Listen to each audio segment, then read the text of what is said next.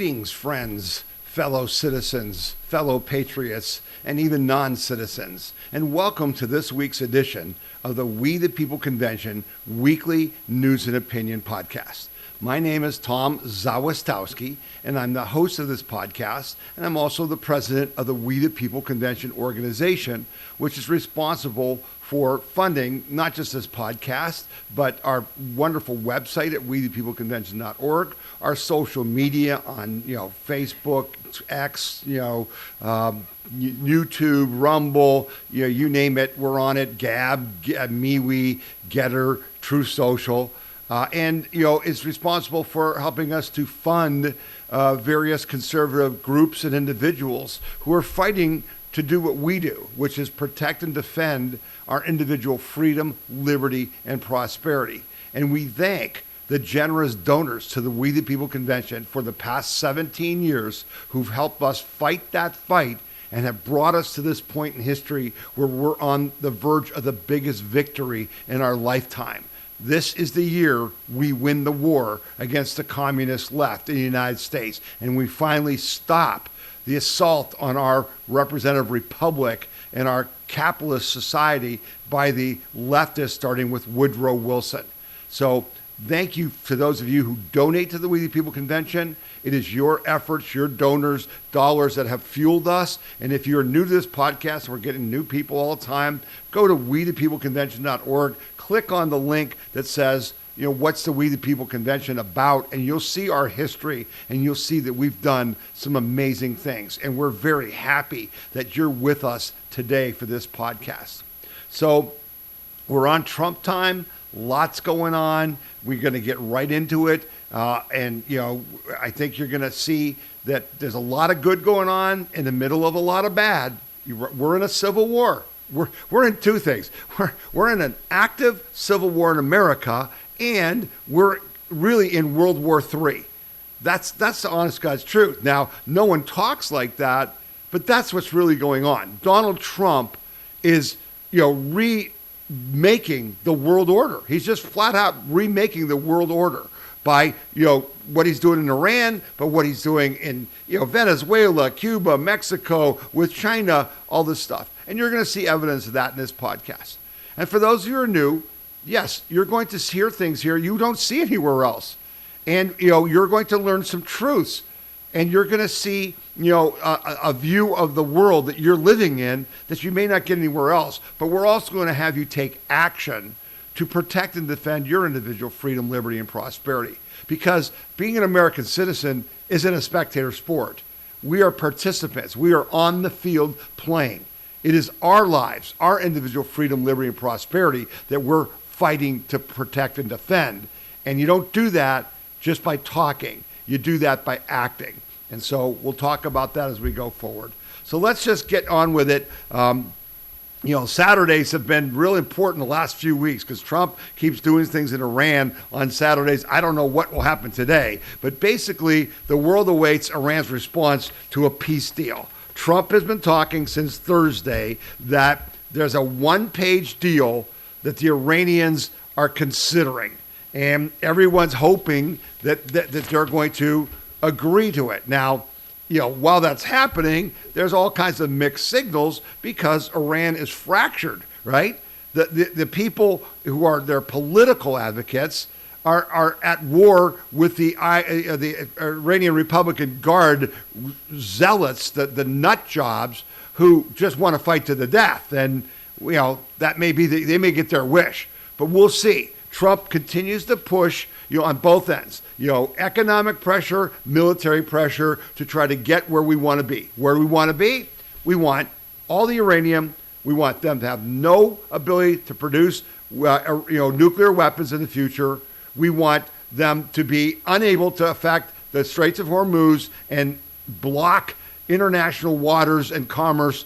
And we want basically to get rid of their anti-American and anti-Israel and anti-Western civilization assaults by funding Hamas, Hezbollah, the Houthis, and people here like, in the United States who are planted here to try to overthrow the United States government. So World capitals and markets are waiting on Thursday for Tehran's response to Washington's latest proposed deal to end the war in the Middle East and to reopen the key shipping lanes of the Gulf. Iran accused the United States of violating the ceasefire by targeting 2 ships in the Straits of Hormuz and attacking civilian areas, the top Joint Military Command said on Friday. U.S. military naval units operating in the area of the Strait of Hormuz came under Iranian missile fire following an attack by U.S. military on an Iranian oil tanker, Iranian state media said, citing unnamed military sources. The U.S. military on Thursday carried out strikes on Iran's Qasim port and Bandar Abbas, a Fox News report said on X. The officials said the strikes do not mean a restarting of the war or an end of the ceasefire. Asian stocks soared and oil prices fell after U.S. President Donald Trump said once again that agreement could be near after positive talks, and Iran said it would pass on its latest position to mediators in Pakistan. Any agreement to prolong the ceasefire between the United States and Iran could also lower tensions in Lebanon, where an already fragile truce with Israel was under renewed strain after a strike in the southern Beirut killed a main Hezbollah commander. Israel drone striked him, and he's gone now. Okay, 3 Navy U.S. vessels, were basically attacked in the Straits. 3 U.S. Navy destroyers came under Iranian missile and drone fire transiting the Straits of Hormuz. And this was no small thing. Let's see. The American destroyers USS Truxtun, USS Mason, and USS Rafael Peralta were attacked by Iranian missiles, drones, and small boats. CBS News was first to report. The U.S. Military Central Command confirmed attacks, and the statement said the U.S. military responded with self-defense strikes on Iranian facilities, including drone and missile launch sites. The U.S. vessels were not struck, CENTCOM said. The U.S. targeted the Iranian ports. I said those 2 ports. And President Trump told ABC News the ceasefire is still in effect despite the strikes. He described as just a love tap. They trifled with us today. We blew them away. They trifled. I call it a trifle, Mr. Trump told reporters during a visit to Lincoln Memorial Reflecting Pool Repair Project. They should not have done that, he said.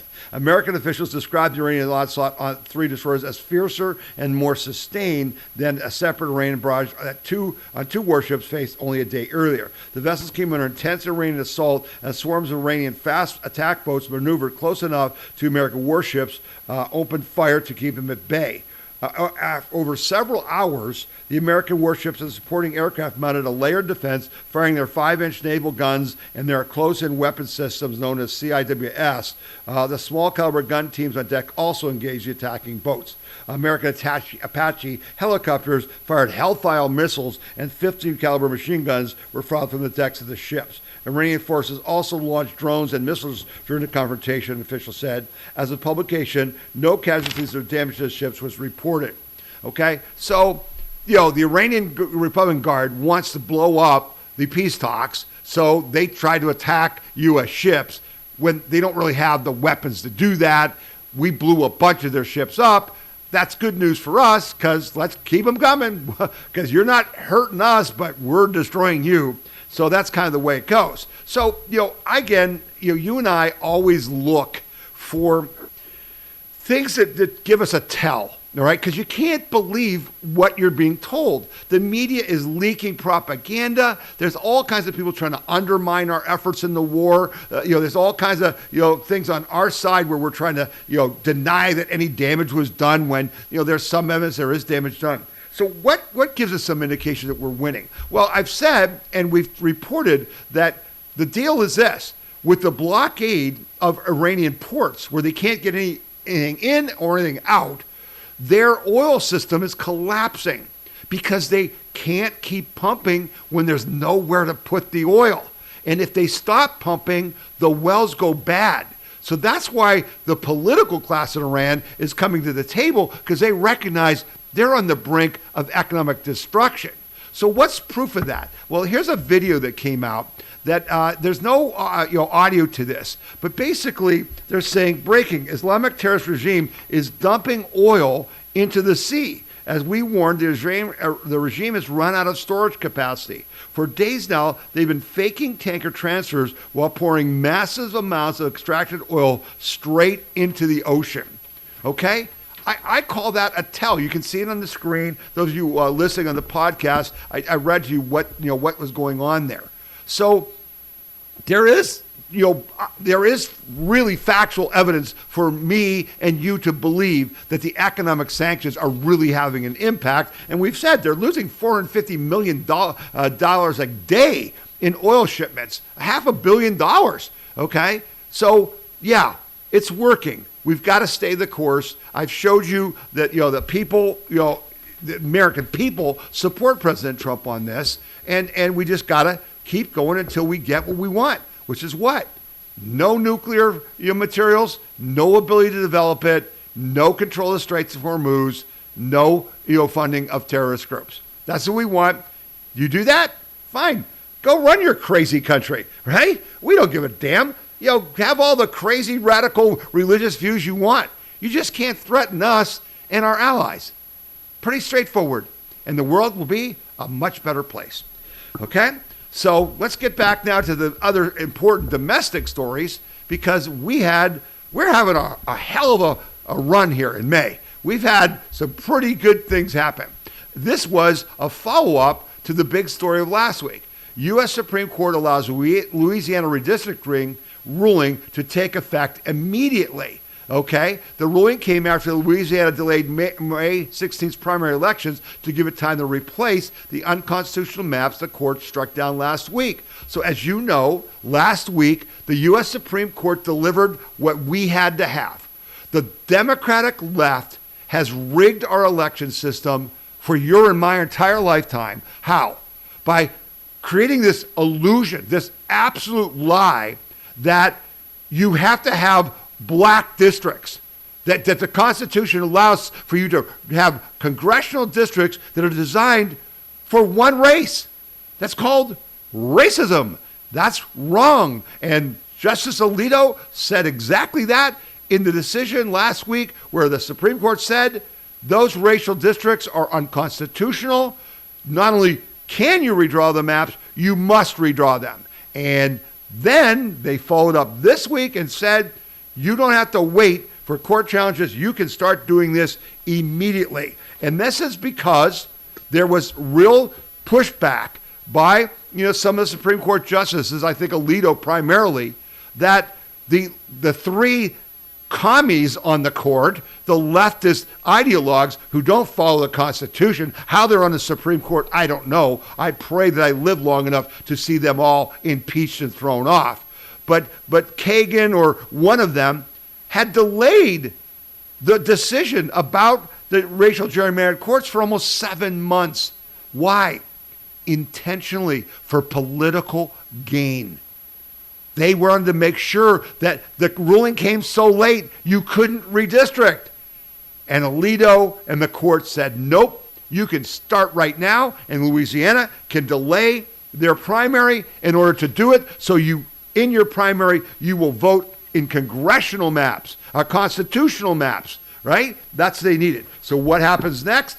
Bingo, bango, bongo. It's all over. Alabama and Tennessee redraw districts after their Supreme Court ruling. That was important. Republican governors in Alabama and Tennessee have summoned lawmakers into special session this week seeking new congressional districts after the U.S. Supreme Court weakened the key provision of the voting rights. They didn't weaken anything, okay? They didn't weaken anything. This is from Newsmax. The Supreme Court strengthened the Voters' Rights Act by making it legal.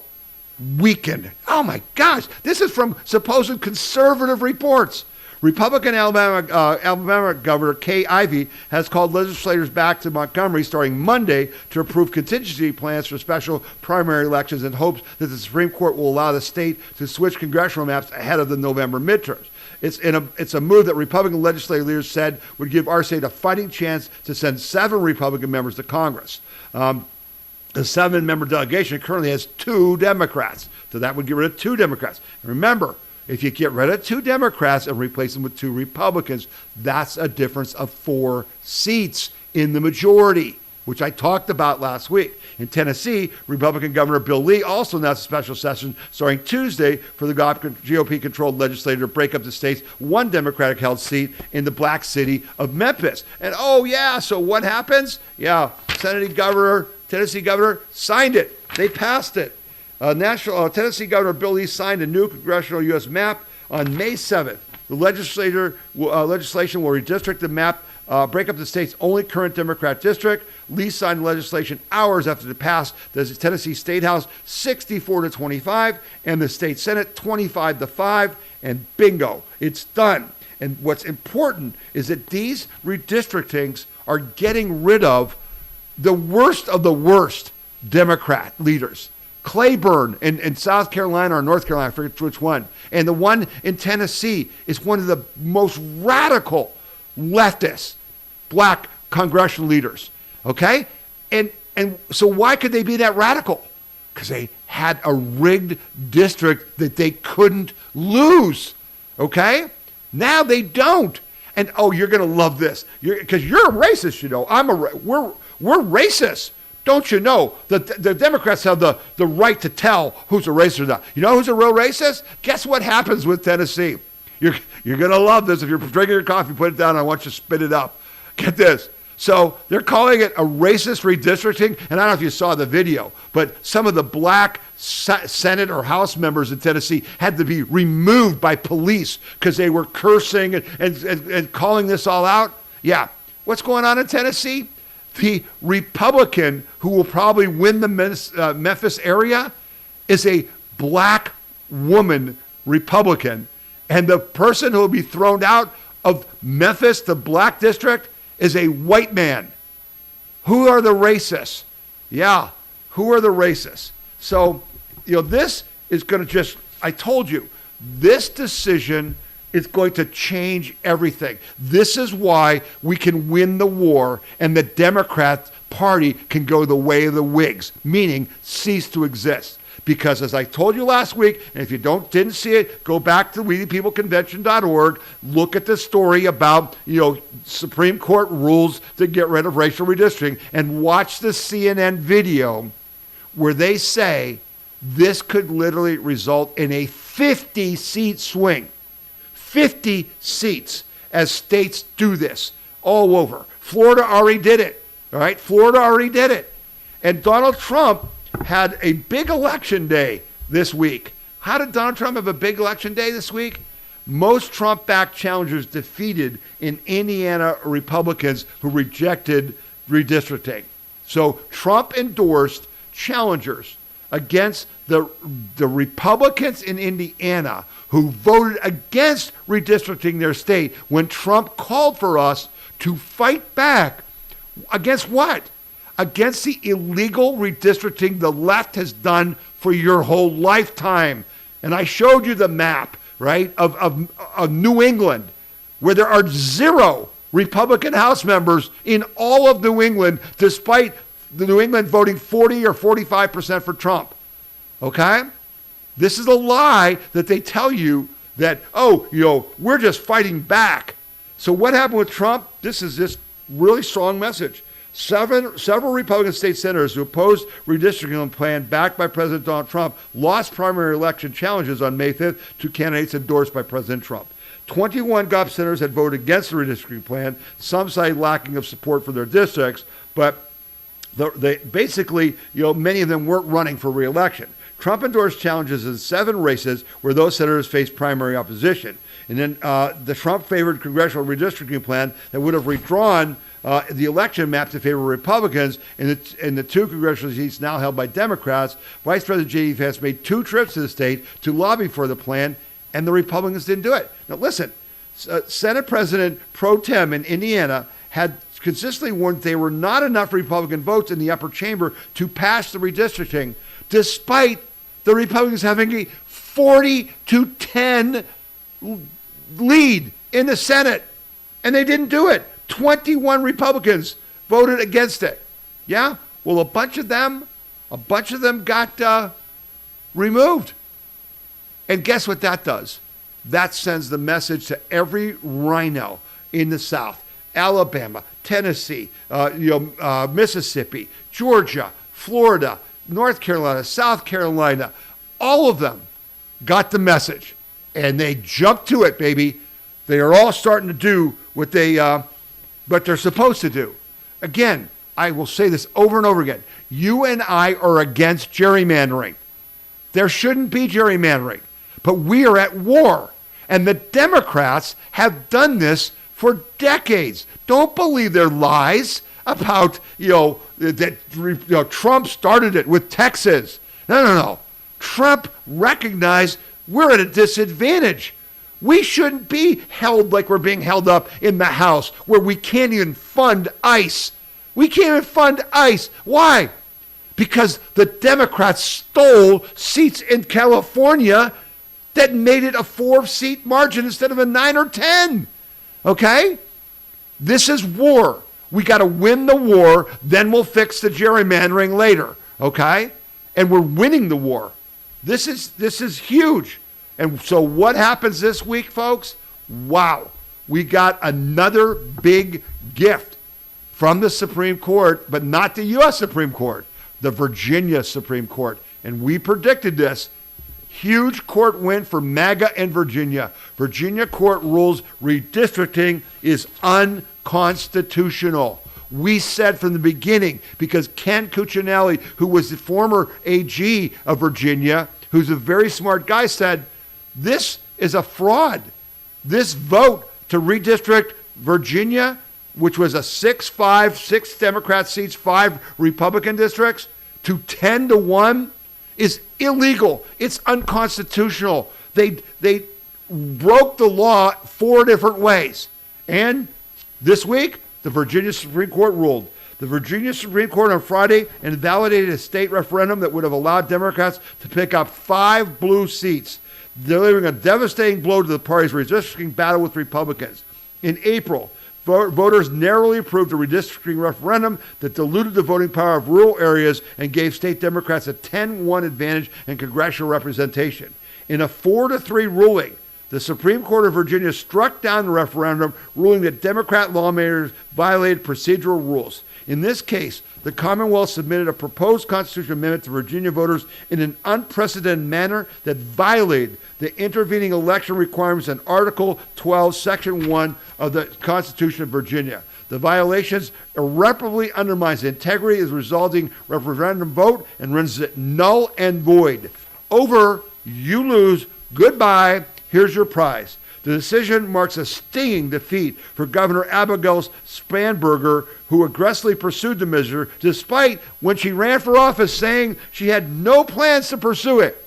Because she's a lying commie SOB, right? And you dumb people in Virginia bought the lie, and you got all these new taxes, and then you got this joke.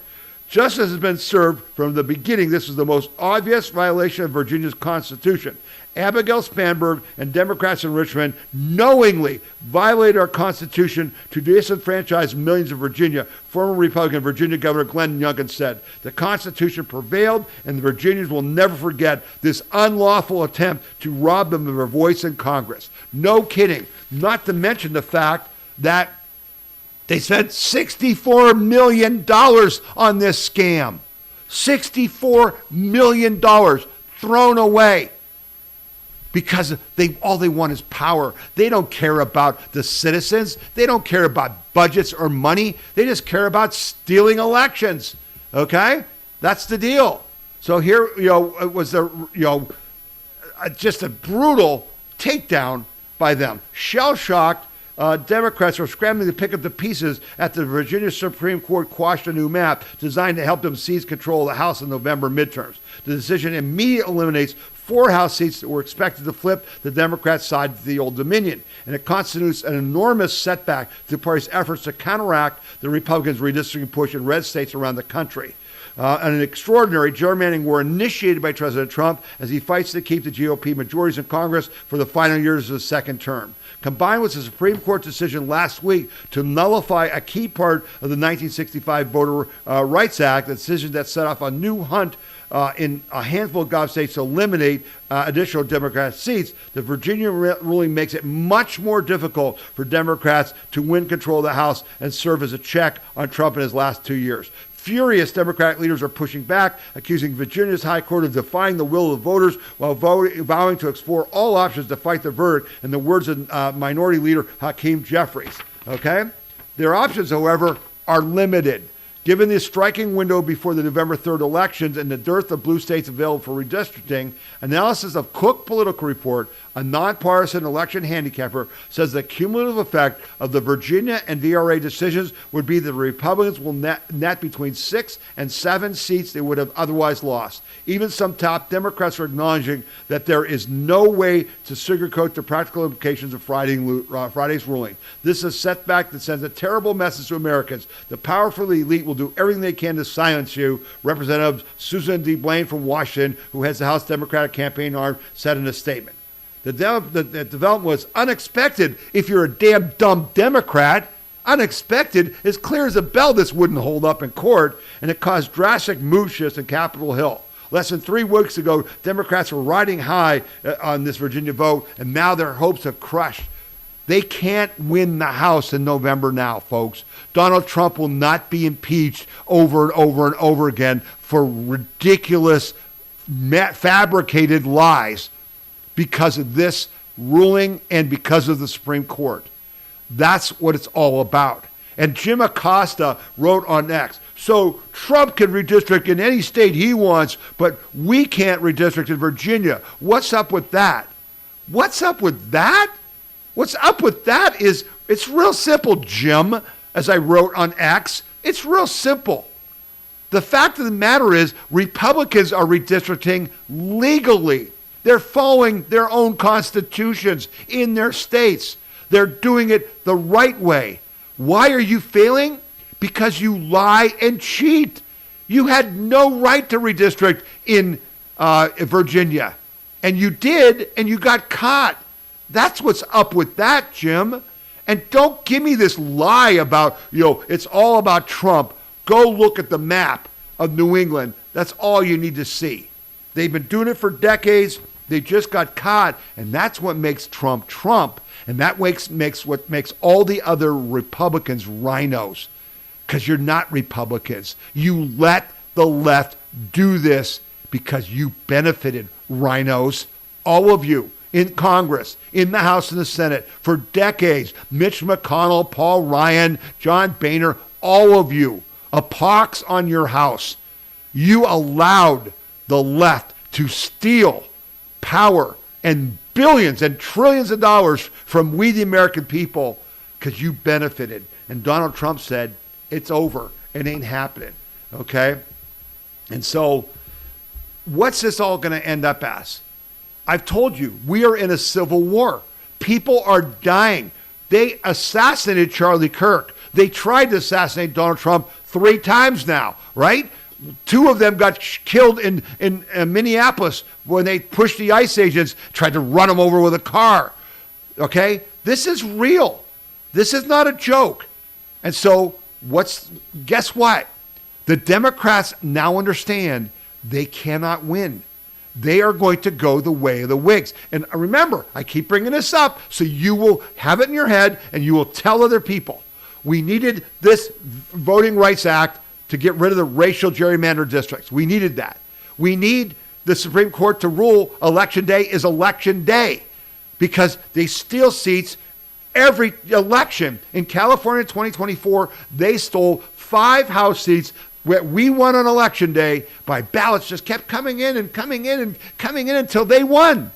That's not going to happen if the Supreme Court rules that way. I expect them to rule that way. We're going to clean up the voter rolls. I talked to you incessantly about Harmeet Dillon trying to get the Supreme Court to force every state to turn over their voter rolls so that we can clean off the illegals and the dead people. Because that's how they manufacture illegal ballots. They're voting for people that aren't voting. They just need them on the voter rolls so they can pretend they voted, and they're rigging it. And I have some more about that in a second that's really big news. Okay? So what's going to happen? They're going to riot. They're going to have to try to stop the election. They're going to try to do 2020 all over again. And it's already starting in New York City. All right? So I posted this story. It's going to be a long, very hot summer in blue cities. This is what this writer is projecting, and I'll link it in our podcast section at wethepeopleconvention.org. Expect more riots, more political assassination attempts, more attacks on Jews in synagogues, more of everything that's tearing our society apart. This is from Hot Air, was written by David Strom. Tens of or hundreds of millions of dollars are flooding into radical organizations from billionaires, both here and abroad, and God knows how much from the Chinese Communist Party. Democrats have been doubling down on their efforts, on their violent rhetoric, even after the latest assassination attempt on Donald Trump. Expect it to get worse, not better. The ICE riots in Minneapolis took place during a nasty cold snap, yet the protesters turned out. Nurses described their murdered fantasies of using drugs to paralyze and kill agents. Hotel workers tipped off protesters who stormed the hotels that ICE agents were staying in. And restaurant workers posted about poisoning the food of law enforcement officers. These are not fake news. That was happening. And what's that all about? And that was all about defending rapists and pedophiles that the ICE agents were arresting. The riots over the summer will be about everything because they're not about the issues, but about the revolution, don't you know? Riots at synagogues will become a thing, and they don't expect that random Jews will be targeted for beatings or perhaps worse. You're being naive. The level of rage being directed at them is off the charts, and the Democratic Party is basically endorsing it because they need a way to start the riots. They need to set the fuse, right? I expect looting, more shootings on the streets. It got very little attention, but there was a shooting at the Washington Mall this week. A man with a gun who was watching Vice President's limousine. It's unclear if it was a threat to him, but there he was. And the Secret Service or Capitol, police had to shoot the guy. All right? This is going to keep happening. I think that, and you're seeing Trump getting ready for this. Right? He's already got rulings by the Supreme Court about him being able to exercise federal control, like bring the National Guard to Minneapolis and Los Angeles and Memphis, by the way, and Washington, D.C., where it cleared up things. He already has the rulings showing he has the authority to act. You and I need to be prepared because they're going to have to try to stop the elections because if they don't, they're done. They now know it. And it's only going to get worse. And so Trump is getting ready. Do not doubt that we may have to declare martial law to hold our elections. And they're going to claim, see, he's a dictator. And you're going to have to say, we saw this in 2020. Trump should have sent in the National Guard to quash you guys then, and we're with him now. We're going to have to support this because this is their last breath. And we got to squeeze it out of them. So there's all kinds of things that are happening to move in that direction. I'm just warning you. This is war. We must, just like we need to crush the Iranians, economic, militarily, until they can't breathe, they can't resist anymore. We need to crush the communists who've taken over what used to be the Democratic Party, and we need to squeeze them until they cannot win elections, till they have no money, until they are driven out of America.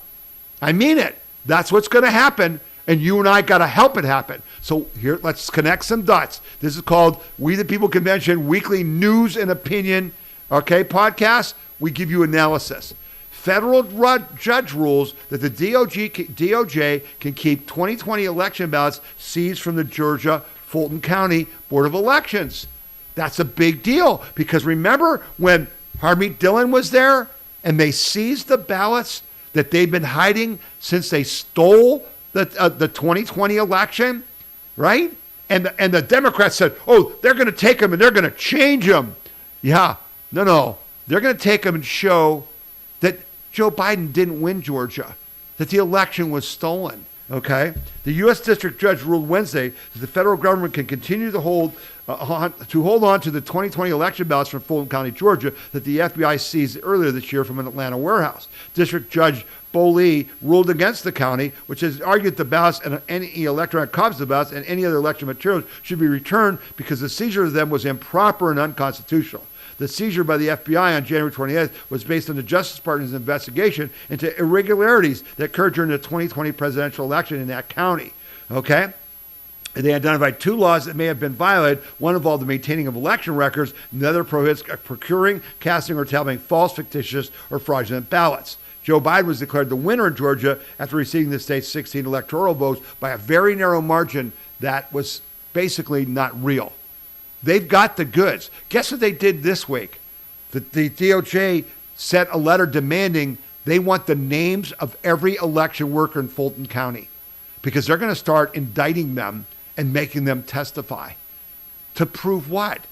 That the election was stolen. Well, why does that help? Because it's going to get more people to say, yeah, when you declare martial law to hold the elections, this is why. Because they cheated. Okay? They cheated. And we're going to prove that. Then there was this story about Tulsi Gabbard. DNI Tulsi Gabbard spurs probe into evidence Congress and Trump were misled on election security, memos show. Okay? Director of National Intelligence Tulsi Gabbard has spurred an investigation into evidence that spy agencies tried to conceal, they didn't try, they did conceal U.S. election vulnerabilities, including whistleblower claims that a CIA officer was asked to alter evidence of China meddling and that President Trump and Congress were intentionally kept in the dark about concerns involving China and Venezuela, according to unclassified memos reviewed by Just the News. The memos indicate Gabbard's team first learned about the evidence, much of it yet declassified, last year as part of a review conducted by her now disbanded Director Initiative Group and recently referred to the new Intelligence Committee Inspector General Christopher Fox, a move that could eventually lead to the public gaining access to these memos. The wide-ranging approach taken by the FBI in response to the now debunked claims of the Trump-Russia collusion in 2016 stands in stark contrast to how the U.S. Intelligence Committee sought to bury evidence of Chinese government efforts to undermine the Trump 2020 candidacy. The National Intelligence Council concluded in 2020 that China had hacked or gained access to several state voter registration databases, but that information was hidden from the American public, state election officials, and Congress. The new memos reviewed by Just the News cite evidence that China may have gained access between 12 and 18 state voter registration databases in 2020 alone, an infiltration far larger than previously acknowledged. It also chronicles efforts to suppress the extent of China's malicious election activities despite whistleblower complaints from Christopher Porter, the now former National Intelligence Officer for Cyber, trying to bring attention to it. Okay? I've said to you, we knew as it was happening. Catherine Engelbrecht from True the Vote, she gave the FBI the IP addresses of the servers in China that had the voter rolls in Detroit, Pittsburgh, and other cities on them. The Biden administration didn't go after the Chinese, didn't tell the boards of elections, didn't block the Chinese from changing votes. They arrested Catherine Engelbrecht and tried to put her in jail and called her a spy. Okay? This is coming out. We've got the goods. China definitely did it. Venezuela and the machines were changing votes. That's what you're going to find out. We knew it. But here's what I want you to know. They're working it. It's massive. This is the biggest scandal in world history. They're working it. And the evidence is there, and we're going to prove it. And then this was a great story from who was this from? The Washington Post. The Washington Post admits many Democrat voters can't prove they're citizens. Oh, what a shock! Oh yeah, we're stunned by that. But then they try to pretend that if you pass the Save America Act, which the RINO Republicans, John Thune and McConnell and McCarthy and the rest of the people who are anti-Americans, who hate America, who are stopping what 85% of people want. You must prove you're a citizen to register to vote, and you must show a photo ID to vote. 85%, even majority of Democrats want this. Nobody will vote for that. Yeah, we'll talk about why. Okay? Not a single Democrat in the Senate is willing to support the Safeguard American Voter Act, and now an op-ed from the Washington Post might just explain why. The Save America Act would amend the 1993 Voter Registration Act to require documented proof of citizenship to register to vote and voter ID to cast a ballot. Simple, easy peasy, Americans are for it. The current safeguard preventing non-citizens from registering to vote and voting is a tiny square on the box of a federal registration form asking applicants to attest that they're telling the truth. Yes, I'm a citizen. Check the box. That's all it's required. And they did that on purpose so they could cheat. But perhaps Democrats are opposed to the common sense election integrity measures because the legislation would endanger New Mexico and turn battle states like Nevada into solid Republican states, according to analysis from Yale Law School professor Ian Ars and Yale research fellow Jacob Slaughter. The two explain in their op-ed that they estimated at the national level, 89% of Democrats and 90% of Republicans hold qualifying citizen documents, a difference that is not statistically significant. I question that, but they're going to try to make their case. That seemingly meaningless 1% difference, however, would actually be state flipping according to their own analysis. But because of the composition of the electorate varies across states, national parity masks meaningful state level variation. And what we find looking state by state is that the bill may significantly advance Republicans in two key states, Nevada and New Mexico. So, okay, even if it's only 1% can't prove that they're citizens, that 1% is concentrated in a few states and would make all the difference, okay? And so that's why they're fighting the Save America Act. Not because it's right, not because their voters don't want it, because their voters do want it. I don't care, blacks, Hispanics, whites, and everybody, Republicans, Democrats, Libertarians, all want you to be a citizen to vote. Because if you let non-citizens vote, it takes away your vote. Okay? You're the ones paying taxes. You want representation that you deserve, you pay for, and they're stealing it. But they can't prove that they're citizens, that their voters are citizens, and so they're stopping this. We're going to make it happen one way or the other. The days of flooding our country with illegals is over. And we're going to stop it. You'll see evidence of that coming up.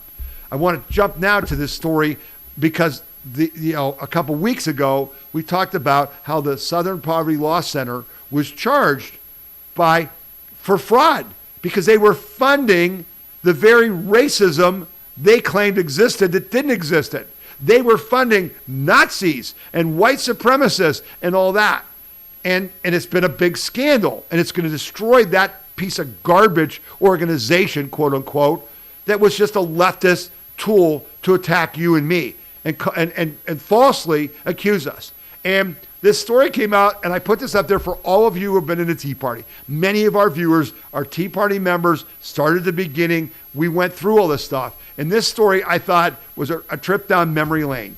SPLC charges expose left's tactic used against the Tea Party movement. And for those of you listening to the podcast, there's a picture here that says, not one of us. And there's a guy at a Tea Party rally who's trying to make us look bad by having a sign that says, fake the moon landing. And someone had put a not one of us on his back because these were the false flags that we experienced in the Tea Party movement from the beginning. From the beginning. To do what? To do what the SPLC was doing to Turning Point USA, to Moms for America, to anybody. To basically make us something we were not.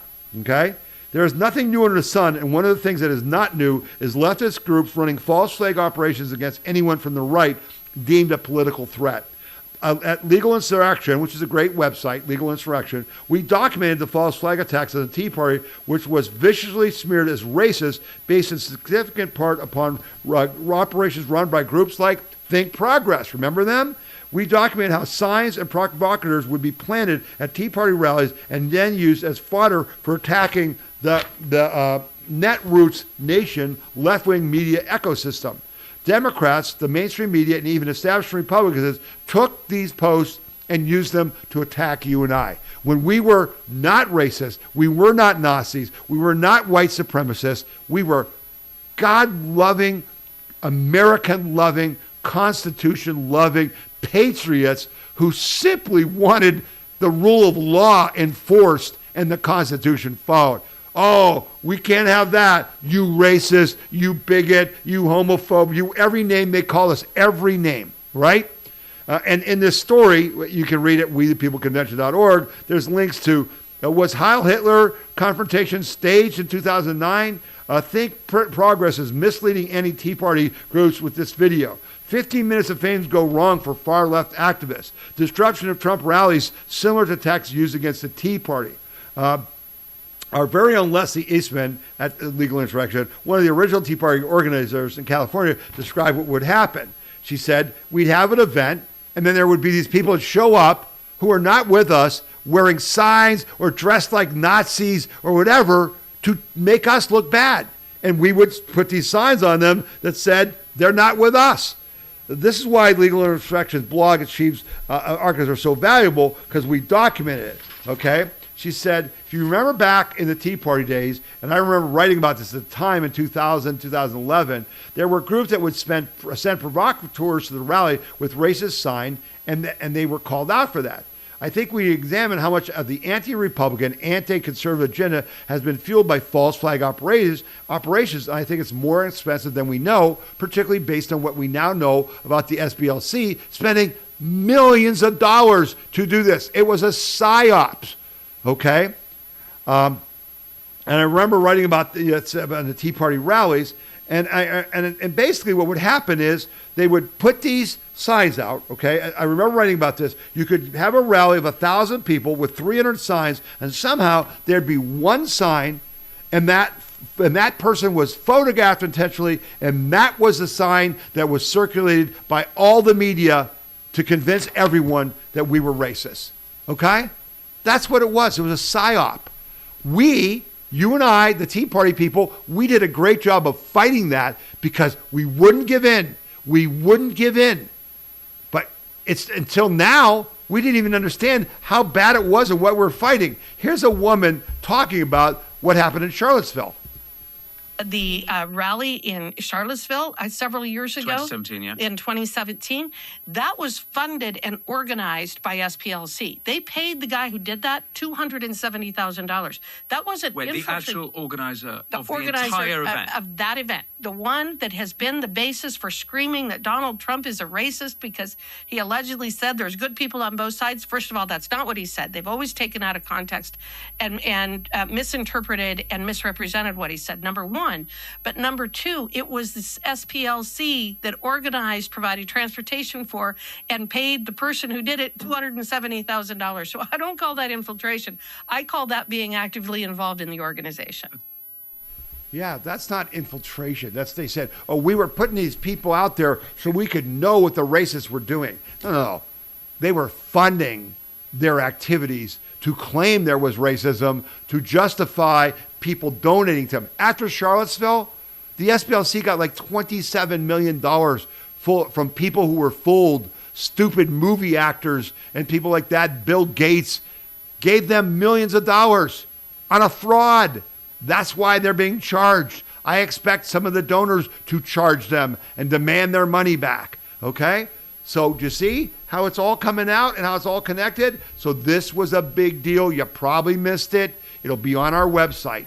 Trump anti-terrorism order focuses on political violence from the left. You can see this story on our website, and I actually have the executive order from President Trump listed there. You should read it, because this is the turnabout as fair play.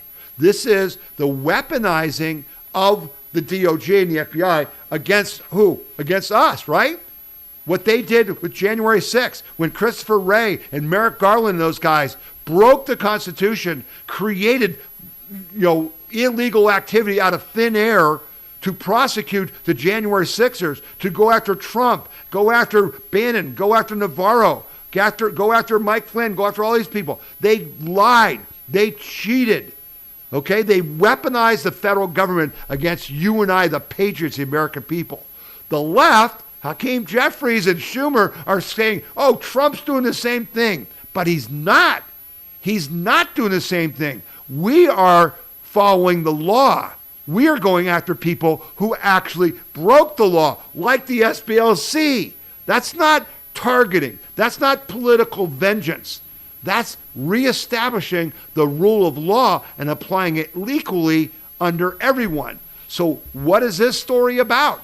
This is a big deal. President Trump on Wednesday unveiled the most significant update to U.S. counterterrorism strategy since 9/11.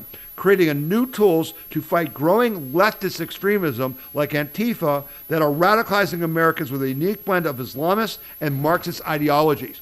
Dr. Sebastian Gorka, the White House counterterrorism chief who crafted the 16-page strategy, told Just the News that major additions include anti-propaganda tools and follow-the-money penalties designed to neuter political violence inspired by overseas leftists. The left has normalized violence or made it permissible thing to do, Gorka said. We're going to identify and neutralize the left-wing radicals like Antifa, like the anarchists who took the life of my good friend Charlie Kirk, and that have tried on multiple occasions to kill President Trump. We will not permit you to use violence against our fellow Americans for political purposes. In addition to left-wing terror groups, Gorka said the strategy will also target cartels and global jihadist movements. It contains tools to go after terrorist group funding, which he said would strangle the lifeblood out of the movements. Other tools would counter the terrorist propaganda campaigns. You can kill terrorists till the cows come home, but at the end of the day, you have to demoralize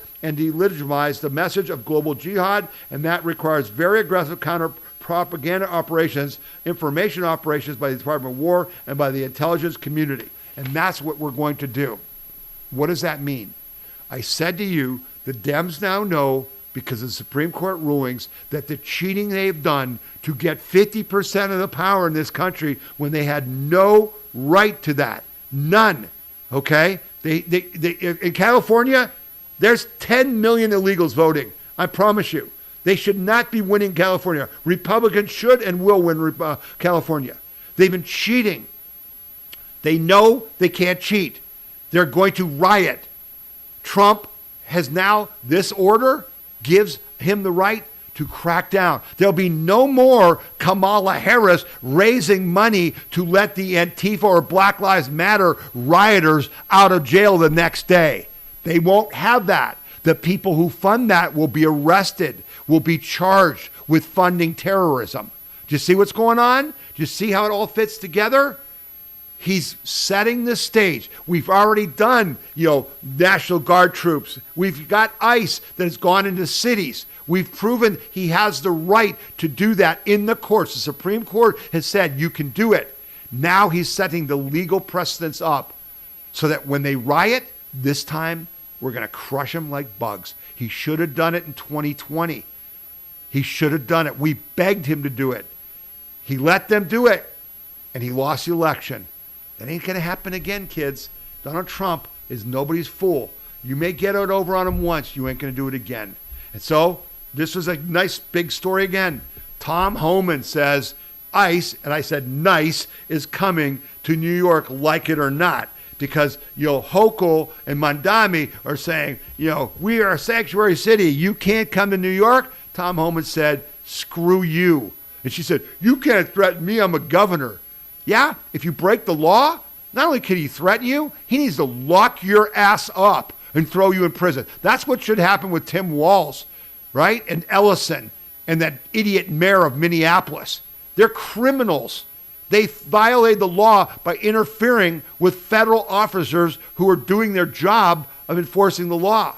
And Tom Homan, he ain't backing down 1 inch. Here's what he said. Mass deportations are coming, Border Czar Tom Homan declared Tuesday during his keynote speech at the Border Security Expo in Phoenix, Arizona. If you think last year's historic number was good, wait until this year. We have 10,000 agents. He said, he told the more than 2,200 attendees, you ain't seen frickin' nothing yet. Homan specifically put New York on notice that the state refused to enter a 287 agreement with the U.S. Immigration and Customs Enforcement, a formal partnership that delegates to state or local law enforcement certain immigration authority functions, meaning turn over the illegals you have in your prisons already so we can export them, because if you let them out, we have to track them down, and that puts officers and citizens and them in danger. Oh, but they don't want to do that. Why? Because they need the illegal votes in New York so that Hochul can win elections, so that Mandami can be mayor of New York. Homan says, baby, we're going to flood the zone. You're going to see more immigration and customs enforcement agents than you've ever seen before, Homan said. You force us into this position, and we're going to deliver. Let's see. The only people that violate the sanctity of, they claim that, you're going into churches, schools, and hospitals and arresting these illegals. He said, show me one example. Show me one example that we went to a hospital, a school, or a church to arrest anybody. The only one who did that is you, with Don Lemon and stuff like that. He said that Donald Trump is actually talking about changing ICE, which has been demonized, right? The left got the media to drive their approval ratings down. So what Trump's going to do? He's going to change it to the National Immigration and Customs Enforcement Agency. National Immigration Customs Enforcement. What are those initials? Instead of ICE, they're NICE. We support NICE. Do you support NICE? Trump's going to do that. That's awesome. That's awesome. And while this is all going on, an AP poll, right? Here's an AP poll, shows majority Americans are against immigrations in the country. They're against the impact on America of illegal immigration. 61% of Americans are worried that native-born Americans are losing their economic, political, and cultural influence because of illegal immigration, according to an April poll by the Associated Press. Just 38% of respondents say they are not very or not at all concerned about the impact of immigration. This is a poll of 2,596 adults. We get it. We understand. And boy, when you see the crime statistics, when you see that the majority, I'm not kidding, folks, the majority of crime committed in the United States is being done by illegals. They brought them in. What do the communists do? They have to destabilize the society. China paid for all this. What did you bring in? You didn't just bring in migrants. They emptied their prisons in Venezuela. Maduro was part of this. Trump was right. The worst of the worst, people from mental asylums, they dumped on our streets. Why? To undermine civilization, to create chaos, to make it so you can't walk your streets, so your children, your daughters can be raped and murdered. And it's all documented. It was done on purpose. They brought trans here. Why? To destabilize your family and your community and your schools. They did all of this on purpose. It's a weapon. We're now fighting like they fight, and we're taking their weapons away. And so, while we're going to deport these people, this was important. Again, Trump keeps working on everything. DHS Secretary Markwayne Mullins vows to complete the border wall by 2027. I love this. This is what we voted for, right? Secretary of the Department of Homeland Security Markwayne Mullins revealed Thursday that the southern border wall, or at least its first layer, is expected to be completed by mid-2027 as construction continues alongside the Trump administration's large-scale deportation efforts. Mullins said that finishing the initial phase of the wall would allow the department to shift greater attention to the northern border, where he said fentanyl continues to enter the country. He also blasted sanctuary states and cities for refusing to cooperate with immigration enforcement, arguing that their policies put American lives at risk, and they do. That's exactly what they do. When you start talking about the southern border, look, the president had made an initiative in his first term. He made it a strong initiative to finish the wall in his second term. We're building miles of wall every single week, the DHS secretary said. We expect to have the first preliminary wall put up, and that's going to go from the Pacific to the Gulf of America, hopefully by April or June of next year. Now, we still have a secondary wall we've got to build, and we hope to have that done before the president is out of office. And you know it's effective. You know it's effective because I'm seeing stories that are out there. Oh, they're building the border wall, and they dug up these ancient Indian burial grounds, and this is horrible. And oh, they're defacing this park along the Rio Grande River. And you know what's good news? You know what's good news about that? You haven't heard it. They don't have the way to get the lies out anymore. They're trying to stop it with their old book of tactics, and it doesn't work. You should take joy in the fact that, I just told you that. They're trying to lie to you, and they can't even get the message to you. Okay? And then one more story as we wrap up the first half of the show, first half of the podcast. More than 200 children rescued, 350 arrested in DO operation against people charged with sexual exploitation, sex trafficking, abuse, kidnapping, and more. I keep bringing this story to you because the Biden administration and the commies in the Biden administration, who I've argued need to be prosecuted, the government employees who allowed this, the complete open borders, who broke our laws and intentionally worked to bring in these people, were the biggest sex traffickers in world history. They subjected 350,000 innocent children to horror, to bloody horror. And Donald Trump and his administration does not get anywhere enough credit, and you need to give credit. You need to share this story so people understand. Federal authorities announced Tuesday that a month-long nationwide operation led to finding more than 200 child victims and the arrest of more than 350 child sex abuse offenders, underscoring expanded efforts in the fight against the sexual exploitation of minors. Operation Iron Pursuit took place between April 1st and April 30th by all 56 FBI field offices, as well as the U.S. Attorney's offices nationwide. The Justice Department announced this coordinated effort sought to identify victims of sex abuse and apprehend predators. This operation puts every child predator on notice. We are coming for you, Acting Attorney General Todd Blanche said. The sexual exploitation of minors is an abomination with no place in our society. We will hunt down these offenders, hold them fully accountable under law, and deliver them to justice. Okay? It's not enough. You got to go after the Biden administration officials who made this legal, who didn't make it legal, who broke the law and subjected these children to these horrific crimes. That's what we got to have, okay? But you know what? The good news is it's happening. And I forget the number. Of the 350,000 children who were brought into the United States illegally for sex trafficking, I think the number is 150,000 or more have been found and have been saved by the Trump administration. Give them some credit. Tell someone about that story. It'll be linked on our podcast page at wethepeopleconvention.org.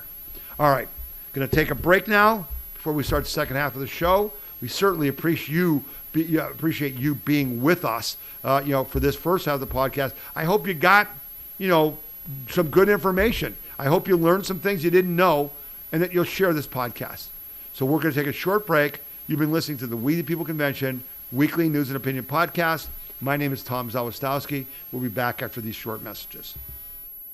The We the People Convention news and opinion radio program is paid for by donors like you. You can donate to the We the People Convention and support our cause by going to wethepeopleconvention.org or by sending your check in any amount to We the People Convention, P.O. Box 6211, Akron, Ohio 44312. When you're playing a video, including our podcast, you'll see this little cloud button. And if you click it, it'll actually download the video to your hard disk. And this works on our podcast page as well. If you're playing our podcast, and it's going to be loud, so I won't play it for much, but there's our podcast playing, and you can see this little, download button. Okay. The other thing you got to notice on our podcast page is that there's a link here where you can send me a message about this podcast. Hey, it was great. Hey, I didn't like it. What, something was wrong, or here's a correction, that kind of thing. You can use that link. And then these are the stories that I covered in this particular podcast. And you'll see there's links that go to the stories, to the articles that I used in reporting on that. So you can click on that. You'll also see that you can sign up for our emails and text messages, but you can also watch our podcast on Roku TV and on Amazon Fire TV. And these are the instructions for doing that. So this is all on our podcast page, right on the front page where the yellow button was. So if you click there, this is our podcast page. These are the instructions for watching on Roku TV or Amazon Fire. And I watch our podcast on TV. It just feels more comfortable. So you can do that. We're also on Rumble. If you go to Rumble, you should join Rumble. And it's Tom Z at WTPC. You'll see our podcast there. So you can get us a lot of different ways, including on Apple iTunes. And then this is an audio version of our podcast. If you click here, it'll just play the audio of the podcast. It will not, show you the video. so people can, listen to that while they're jogging or, working out, working in the yard, or just relaxing and just want to listen to the audio and not watch the video. And again, this is available on phone, on your iPad, on your laptop, on your computer, any way you want. And you can share this, whatever you see. If you're on a page that you really like, and you see an article that you think, geez, I've got to share this article, with someone in my family, you can send them an email by clicking on the little envelope. You can post it on Parler or MeWe. If you click on this, you get all kinds of options, where you can put it on Twitter or Facebook, whatever, which we don't support, but you can do whatever you want. So we ask that you share what you see on our We the People Convention site, and that you get more people to look at it, because that's the whole idea here, to help educate people, inform them. And then, as I said before, Link, we're not just about talk, we're about action. And in my podcast every week, which is published every Saturday, so if the new podcast usually comes out every Saturday, and in that podcast, I will ask you to do certain things that will help protect and defend your individual freedom, liberty, and prosperity. So that's the We the People Convention website. Come back often, use it to be informed, and share it with others. Thanks a lot.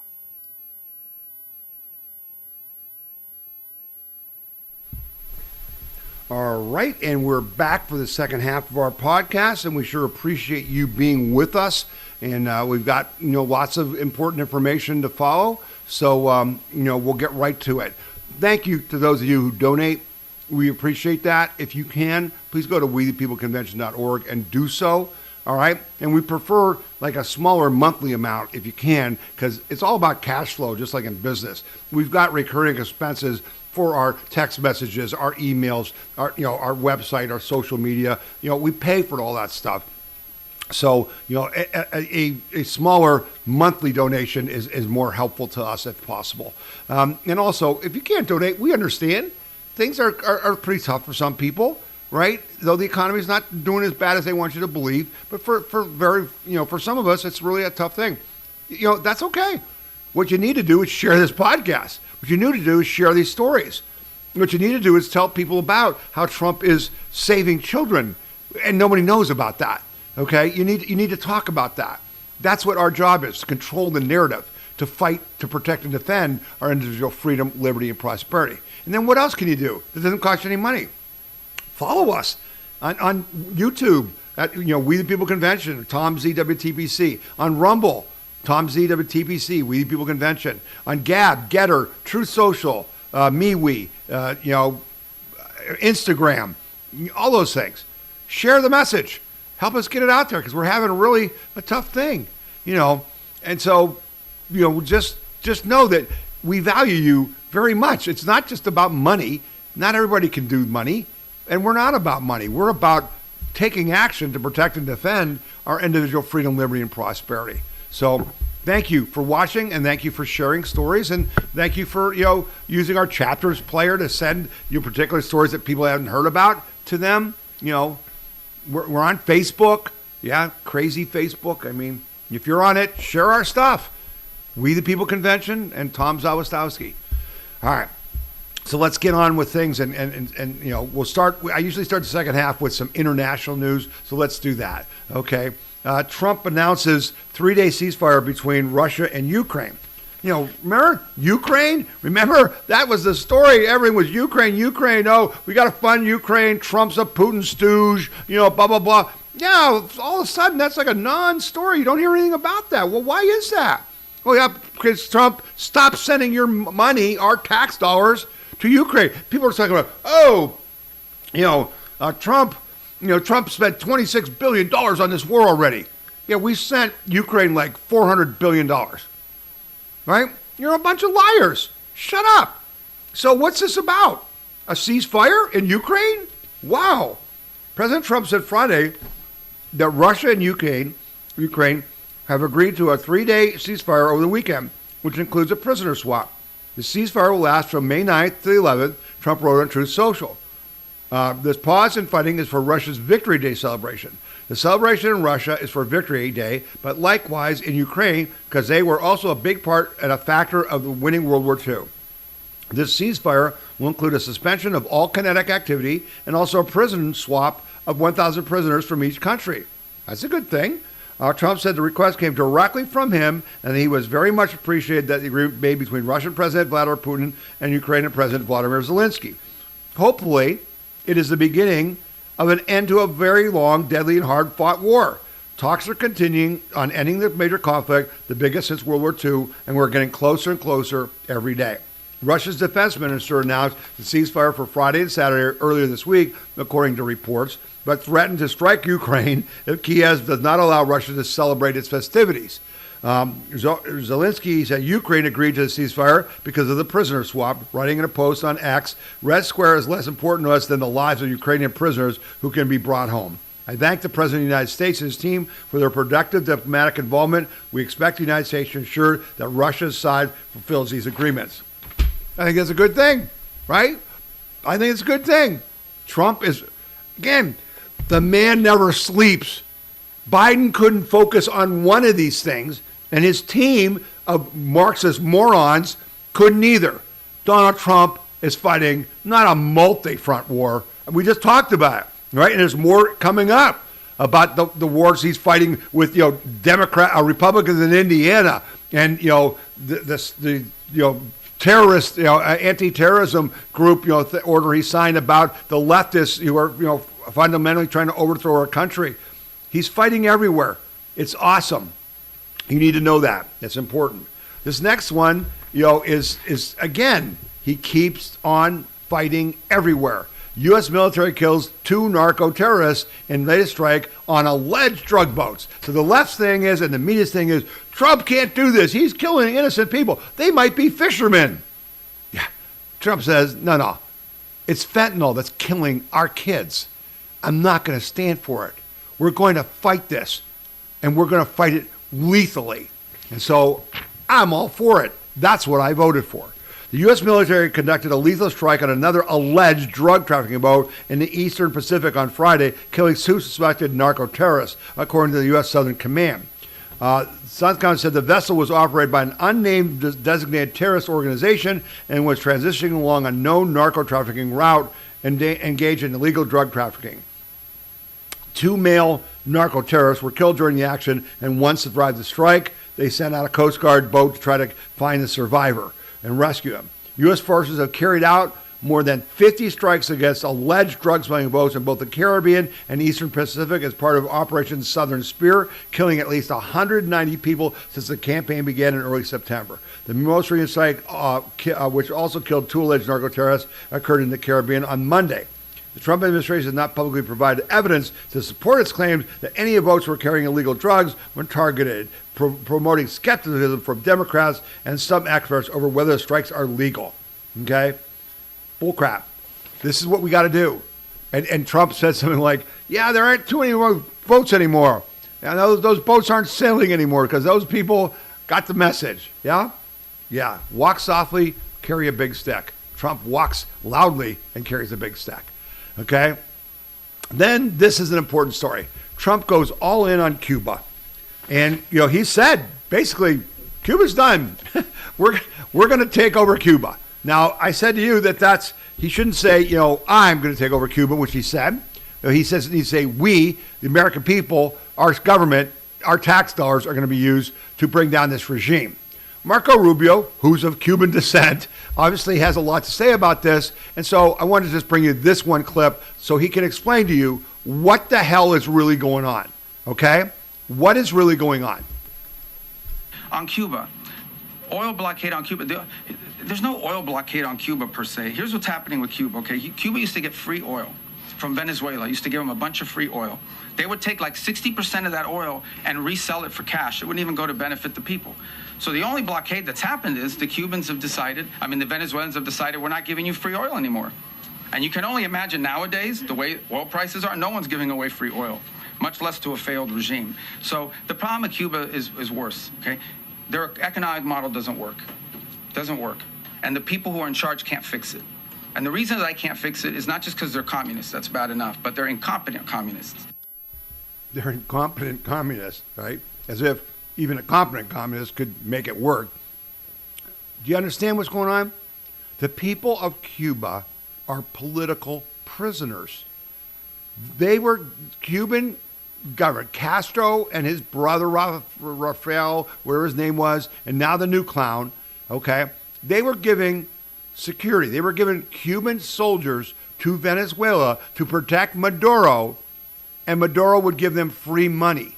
And then free money, okay, not free money, free oil, which they would then take and sell on the open market and pocket the money and impoverish the Cuban people. So anybody, and again, this Democrat congressman woman goes to Cuba and they wine and dine her and she's talking about how wrong this is. They're commies. They think this is the way America should be. We don't think this is the way Cuba should be. I want them gone. I want Cuba to be free. I want them to have a representative form of government. Now, that's different than what's going on in Iran, right? Because of the religious part of it, okay? The ideology. But in Cuba, if we can throw the commies out by taking all their damn money, we're all going to be better off, and millions of Cubans are going to be a lot better off. So just so you get a clear picture, right? And if you don't agree with me, write to me. info@wethepeopleconvention.org. info@wethepeopleconvention.org, and say, hey, you know, Tom, we shouldn't interfere with Cuba. They're a sovereign nation. They're not a nation at all. They're a prison. We don't put up with prisons. We are for people's rights. We are for freedom and liberty. That's what America is about. And all the people call us fascists. Yeah, you're the fascists. You're the ones who support Castro, for God's sake. Okay, so I mentioned earlier that the economy was doing fine despite the war. U.S. economy adds 115,000 jobs in April, beating market estimates. And again, I've had that rant about the market estimates by the experts. How come all these people you and I pay millions of dollars, I don't know, $1 billion to do labor studies and economic studies? How come they're always wrong? How come they're always wrong? Why are we paying them? Those people got to go. Who needs their estimate? We don't need an estimate that's wrong.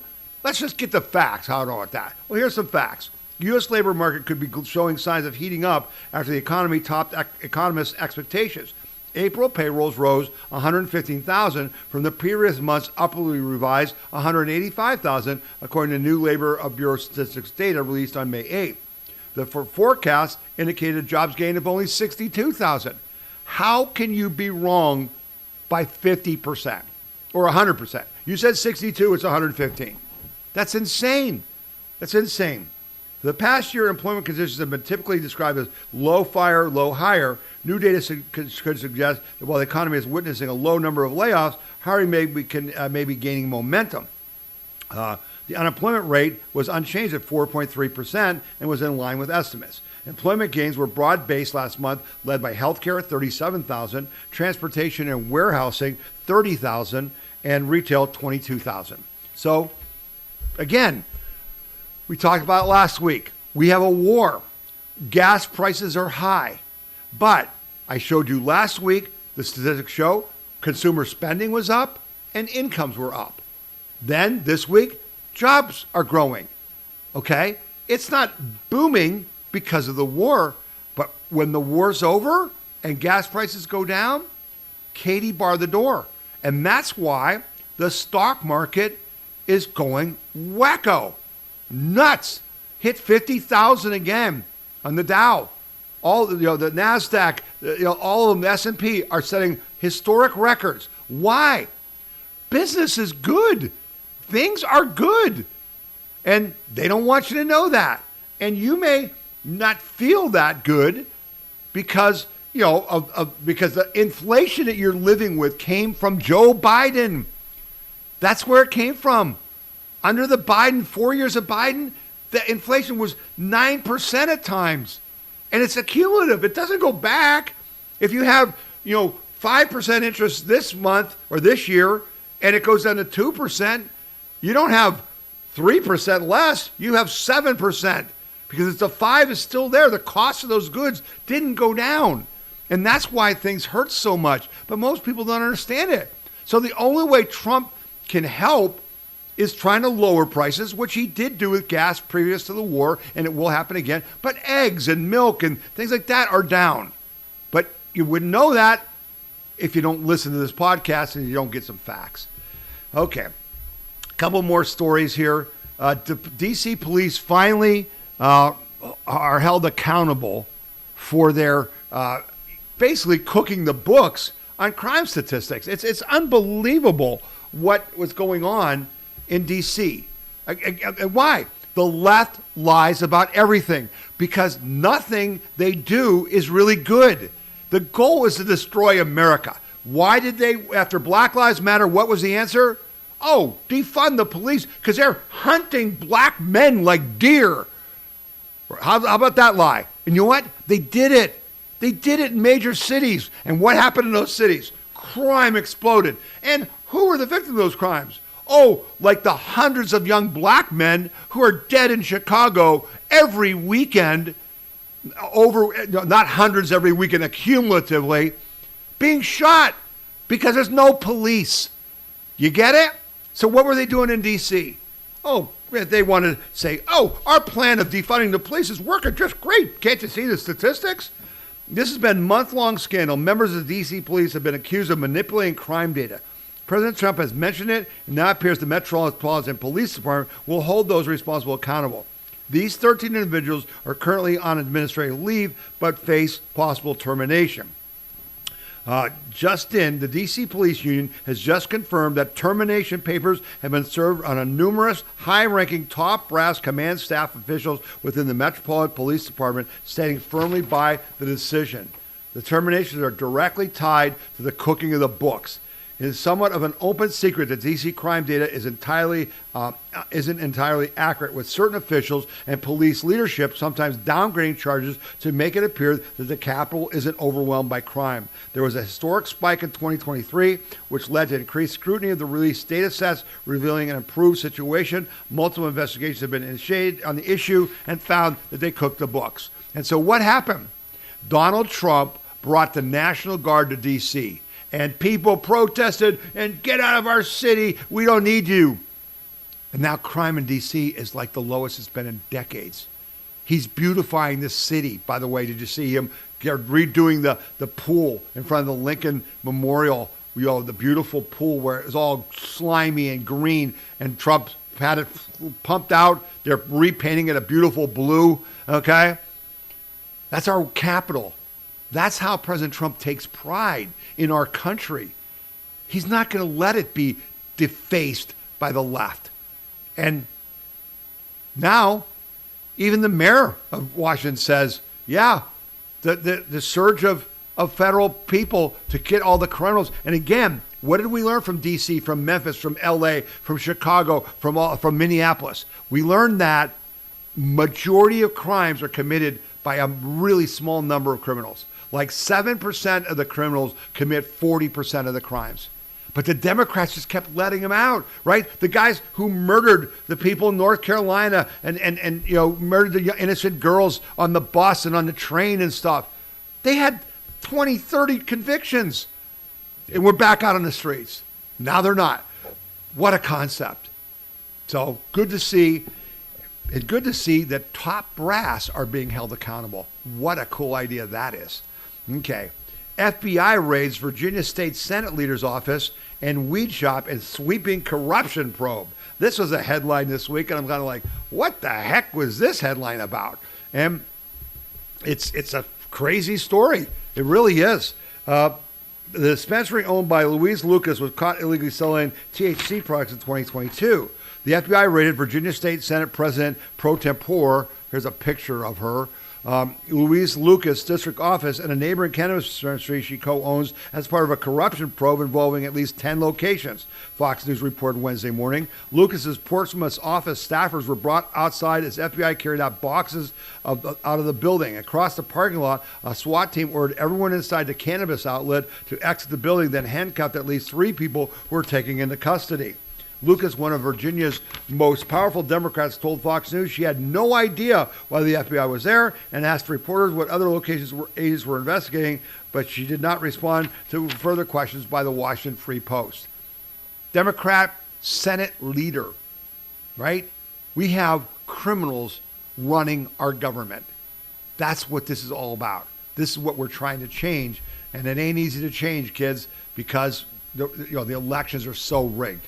Okay, now this is another part of the lawfare that's going on. U.S. Trade Court strikes down Trump's 10% global tariffs. The court found that tariffs were not allowed under a 1974 trade law.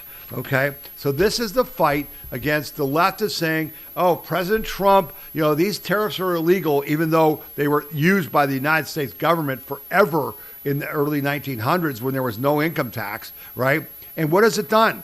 It's brought billions and trillions of dollars of investment by foreign companies to come and build in the United States so they don't have to pay the tariffs. And that's part of why the employment is not going down despite high gas prices and things, because there is growth and it's only accelerating. Okay? But they keep trying. The U.S. Court of International Trade on May 7th struck down President Trump's 10% global tariff under the Trade Act of 1974. The court ruled 2-1 in favor of small businesses in several states that contested the tariffs, which took effect on February 24th. The dissenting judge said it was premature to rule on the dispute. The challengers had argued that the tariffs were the Trump administration's attempt to sidestep the U.S. Supreme Court ruling that struck down his other tariff levies that said tariffs were legal, you just did it the wrong way. So he tried to do it this way, and now they're saying that's illegal. The tariffs consist of temporary 10% value-based import duties imposed in addition to existing tariffs on most goods entering the United States from all countries. In his February order levying the tariffs, Trump relied on Section 122 of the Trade Act, which permits duties to be imposed on as many as 150 days to remedy serious balance of payment deficits or combat an imminent depreciation of the U.S. dollar. So he felt he had grounds. The court ruled he did not. The dance continues. Do-si-do. Trump will just do something else. He's not going to give up. They're going to keep trying to stop him. He sees it's working, and Wall Street sees it's working, and Main Street sees it working because of the jobs. He's going to keep it up. That's a good thing for us. Okay. Then I talked about Trump doesn't get credit for saving the children, okay? And he doesn't get credit for, a lot of other things. This is an interesting story that I think a lot of you missed because you just wouldn't pick up on it. But think about this. Listen to what Scott Bassett has to say. Well, that Intel was doing very well in the last quarterly numbers, and the stock reacted. What should we expect from Intel? Intel, under the Biden administration, the CHIPS Act was supposed to help create national champions, and part of what President Trump has given this administration the order to do is to make sure that we are secure economically, and we are trying to bring back key industries, whether it is semiconductors, critical minerals, our pharmaceutical supply chains, steel. And with Intel is our national champion.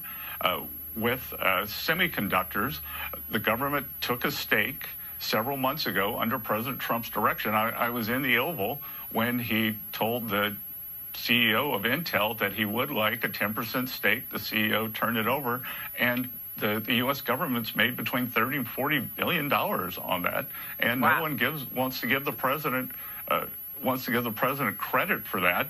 And he is working for the American people every day. So not only, Maria, not only do we have more national security, we have a more resilient balance sheet. So I wanted to bring that to you because people just don't see how Trump, and again, I get criticism. Some of you write to me and say, oh, Tom, you're always giving Trump too much credit. He's not playing 3D chess. He's not even very smart, blah, blah, blah. This is an example of 4D chess, okay? Intel which is the American chip maker that used to be the best in the world until Taiwan took over because of U.S. policies, is a national treasure because all of AI depends on chips. And the Biden administration said they were going to help protect Intel and didn't. So Trump steps in and says, we got to save Intel. And as Bessent said, the U.S. government said, I want a 10% stake. And people criticize that. But since Trump did that, Intel has been booming, and people like Tesla or XAI and Musk and others are starting to use Apple, are starting to use Intel chips again. And we're saving this company that is crucial to our national security. And we made $40 billion. But people want to say, oh, we lost $26 billion on the war, we should stop. They're not playing 3D chess. They're not even playing checkers. They don't even understand what Trump is doing. I hope that story helps you better understand that he's winning on all fronts. And that'll be linked on our podcast page. And you can share that video with people. Okay? This is, we're going to get into a couple stories here about the left here. This is, how stupid people, are finally getting their comeuppance. United Healthcare learns you can't fix stupid, fires social media manager over Trump post. Okay? And what this is about is that this woman who is a quote unquote social media manager, okay, for United Healthcare, after the event at the press dinner in Washington, where a guy came and said he wanted to kill Trump, she goes, she posts. She's the social media person for this insurance company.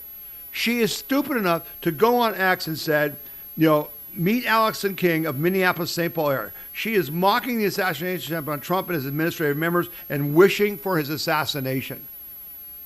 How dumb can you be? Now remember, keep in mind, this is the company whose CEO was murdered by Mangione in New York City. He was assassinated, and a person that they employed to help them with social media comes on and says Trump should have been assassinated. Unbelievable. And so the good news is, Fox News reported that United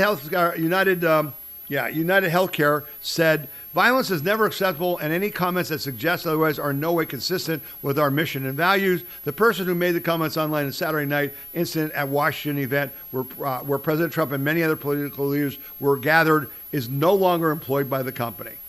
Okay? But this is how dumb and nuts the left is. And I would show you her picture, but I don't want to give her any credit.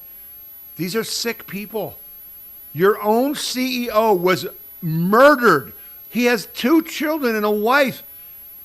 And you go on as a paid employee, you make a post saying that you're for assassination.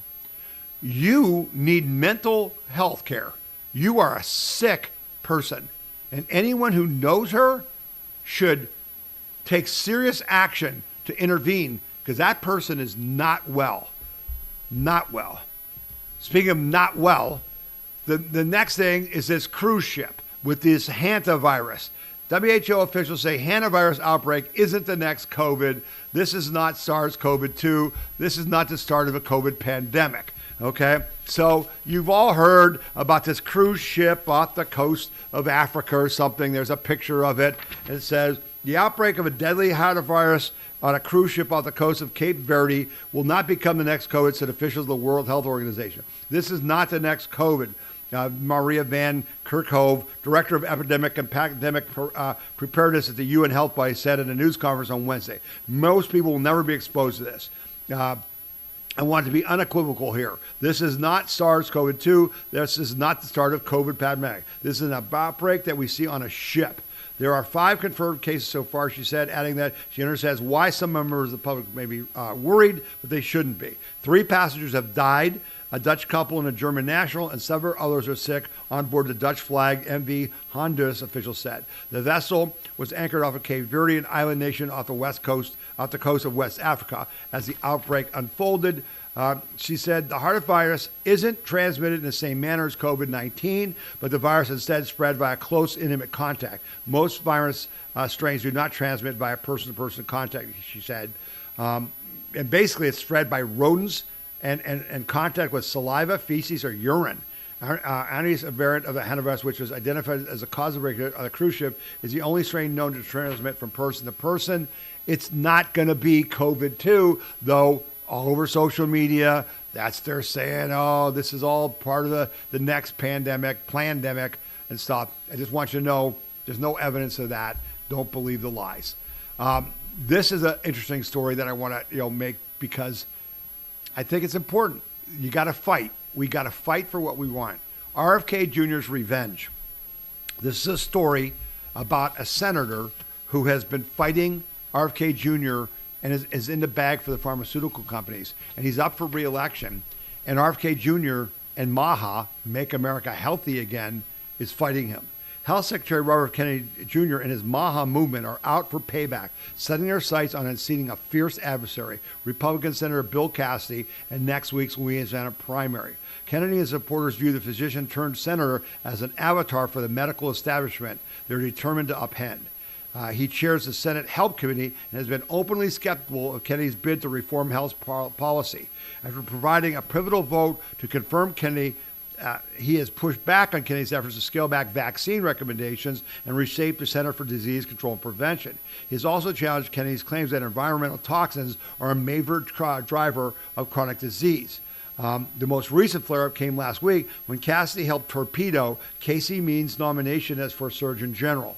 Meanwhile, a health influencer, Casey Means, who we've featured on this podcast, she wrote the book Good Food and helped bring MAHA to my attention and helped get RFK Jr. in the Trump administration. Means a health influencer is a close Kennedy ally and major figure in the MAHA movement. She's also the sister of Kelly Means, a top Kennedy advisor. After her nomination was scuttled, Kennedy and his supporters mobilized. Kennedy offered up his sharpest criticism of Cassidy yet, saying the senator once again did a dirty work for entrenched interests seeking to stall the MAHA movement and protect the status quo.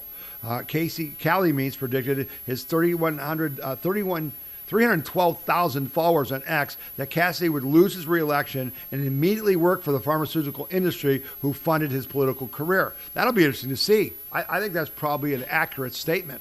Tony Lyons, the president of the Kennedy Line MAHA PAC, called Cassidy an existential threat to every child in America who must be stopped. The gloves are off, one person familiar with Kennedy's thinking tells Axios. Cassidy is facing a May 16th primary challenge from Representative Julia Letlow and former Representative John Fleming. President Trump decided to target Cassidy for deceit after the Senate voted to convict him during a second impeachment. How about that? Trump and MAHA PAC both endorsed Letlow in January. A recent Emerson College survey showed Fleming narrowly leading with 28%, Letlow at 27%, and Cassidy at 21%. If no candidate receives a majority vote in the election this week, the nomination will be decided on a June 27th runoff between the top two finishers. Okay, so an ask, a direct ask, our members in Louisiana, you got to get into this. You got to fight like heck. Cassidy has to go, because he's working for the people who are poisoning us. It's just that simple. And so it's in your hands. Let's win this election. Let's win it big. Let's make sure there's not even a runoff. Let's vote for Letlow. Trump's endorsed, and so has the MAHA movement. Let's make it so. Okay? Let's make it so. This is an important story. And it just popped up this morning, and I want to go over it with you because I've been sounding the alarm, okay? White House scrambles to tame AI fears. I've talked to you about the fact that they're screaming for regulation. AI is just running rampant, and it's dangerous. And it's really been a problem because we know we have to win the AI race, and yet we also need to make sure that AI isn't evil, that it doesn't destroy us. And like our cell phones and social media, which they just unleashed on us with no manual, no idea of what it would do. Think about it. Think about if Facebook, if X, which used to be Twitter, if Instagram, Snapchat, think about if when Facebook came out, they had to disclose what their research showed about dopamine and how their algorithms keep triggering you to scroll more and more. Think about how we could have regulated that and saved our kids and saved us and saved our society. But we didn't do that. They didn't do that. They knew. The movie, the Social Dilemma shows you all the people who built those social media platforms knew what it would do to their kids and don't let their kids use it. And now we got AI and the same damn thing is happening. And so all we're asking for is some transparency and some regulation that's sensible. We're not trying to stop innovation, but my God, we're getting close to a horrible situation. So what does it mean? Let me read this here. The White House is scrambling to find its footing on AI policy as the development of new, more powerful models force the Trump administration to rethink its strategy on AI safety. From the outset of President Trump's second term, the White House has promoted a pro-innovation, light-touch stance on AI regulation, prioritizing the U.S. competitive standing against other countries. AI battles in the White House and Congress have focused largely on efforts to preempt state AI laws deemed it over-restricting. Okay, and we talked about that, but we stopped that from happening. Okay. But the release of Anthropic's Mythos, there's a big story on our website about Mythos. I sent it out to you, on text and email. If you don't get our texts and emails, go to WeThePeopleConvention.org and sign up. But when that Mythos came out, I said, something big just happened in AI and you need to know about it. Because this Mythos, the latest update of the Anthropic AI, is more powerful than anything ever existed and is a real problem. But the release of Anthropic's Mythos, the company's newest model capable of spotting decades-old security vulnerabilities, has shaken the administration's commitment to its typical hands-off approach, prompting discussions about heavier government involvement.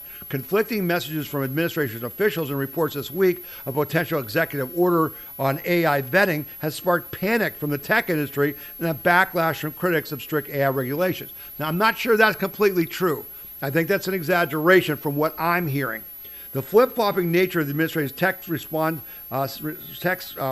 signal that there's no clear direction or leader driving the agenda, a former Trump White House official told The Hill Friday. That whiplash distracts from the work we're doing to address the risks of AI today. The back and forth began earlier this week when the New York Times reported the White House is considering vetting AI models before they are released. Politico reported a day later that the White House floated an open order creating a vetting regime that would require AI companies to be approved by the government before releasing models.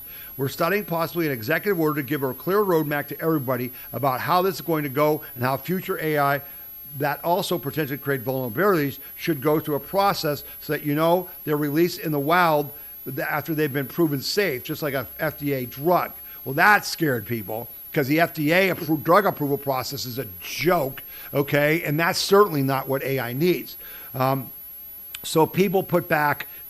From day one, the Trump administration rejected the Biden-Harris approach to AI. Neil Chilson, head of the AI policy at the Abundance Institute, and Adam Thayer, resident senior fellow with the Technology and Innovation team at the R Street Institute. That's why the Hassett comments have caused a stir. Adopting an FDA-style regulatory regime for AI would represent a shocking policy reversal by the Trump administration and a major about-face on how America approaches the software. Okay? So that's their statement. Now, Susie Wiles, the chief of staff, said, listen, we're not in the business of picking winners and losers. This administration has one goal: ensure the best and safest tech is deployed rapidly to defeat any and all threats. We appreciate the efforts being made by the Frontier Labs to ensure this goal is met. The White House shift comes at a moment when Americans increasingly worry about AI and its potential impacts on society. In a Quinnipiac poll released in March, 80% of adults said that they were concerned about the technology. While the prospect of mandatory vetting process stoked alarm, now get this, AI firms have agreed, at least voluntarily in the past, to share their models with the government for evaluation ahead of release. The Center for AI Standards and Innovation, housed within the National Institute of Standards and Technology, has evaluated models from OpenAI and Anthropic since 2024. Amid this week's rumors, NIST, the National Institute of Standards and Technology, announced 3 leading AI companies, Google, DeepMind, Microsoft, and XAI, agreed to also share their models for government testing ahead of release. While it's unclear where the Trump administration will ultimately land on the vetting process, AI safety has become a more prominent issue in the White House, seemingly in part due to mythos, and it looks like the AI companies themselves are looking for some regulation. And I said this. I watched that podcast, Moonshots, by Peter Diamandis. You can find it on YouTube. Just search under Moonshots, the best podcast on AI, if you really want to understand what's going on. And they've said these people in AI are begging for regulation because they see what's going on. And the problem is, without regulation, they are in a position where they can't not do something because their competitor might. And they can't lose advantage. So these companies are competing with each other. But if you have some sensible regulations that say, hey, you can't do these things because people, can't protect themselves from it, and nobody can do it, we're all better off. I thought that was a good thing. And so I wanted to bring it to your attention, and I'll link that article in our podcast page so you can share it and read the rest of it. Keep an eye on that. We need regulation, and we need the White House to do an executive order. We need to be careful here. There's some big things about to happen, and we've got to be protected. Okay, so a couple more stories, and we'll wrap it up. I love this one. Judge schedules criminal trial for James Comey for July 15th. Okay? Couldn't happen to a nicer guy. And, we talked about Comey was indicted, and they're saying, he said, oh, they got nothing against me, and this is just another scam and all that. A federal judge on Friday set a July 15th trial date for former FBI Director James Comey on his criminal charges of threatening President Trump. The U.S. District Judge Louis Flanagan, who will oversee the trial, also agreed that Comey doesn't have to make the trek to a North Carolina courtroom on Monday to formally enter a not guilty plea. It'll take place closer to the trial. The longtime Trump foe faces 2 criminal charges over allegations that a photo of seashells he shared on social media last May that displayed the message 8647 amounted to a threat on Trump's life. It's commonly used slang by the mob for killing someone. Comey denies wrongdoing and has portrayed it as a retribution campaign. His previous criminal charge was dismissed, and his attorneys have previewed that they will seek to toss a new indictment as a selective and vindictive prosecution. Okay? So here's the deal. James Comey's getting the Trump treatment. Yeah? You did this to Trump. You did this to Carter Page. You did this to Navarro. You did this to Bannon. Now you're going to see how it feels. So yeah, maybe you're not going to get convicted of anything, but you're going to have to spend tens of thousands of dollars on lawyers, not hundreds of thousands. You're going to be exposed in a courtroom where we're going to be testifying about what you did. There's going to be documents released. And again, this isn't going to be the only indictment of James Comey. The big enchilada is happening in Florida. The big, racketeering RICO charge against Comey and Strzok and Page and Clinton's and Obama and all of them, from Russia, from the Clinton emails, to the impeachments of Trump that were illegitimate, to what happened to steal the 2020 election. That's all coming. I hope they do this to every damn Democrat that committed lawfare. Yeah, I said to you guys, they did it by making up laws. They didn't make up a law. James Comey, who knew better, who was a former FBI director, and oh yeah, by the way, was a prosecutor of the mob, who know very well what 8647 meant, and who lied about, I just was walking along the beach and look what I found. Oh yeah, I wonder who did that. Wouldn't it be great if at the trial someone is brought in who testifies that they were on the beach that day and they saw him do it? That would prove intent, wouldn't it? Boy, that would be fun. Oh, I hope that's true.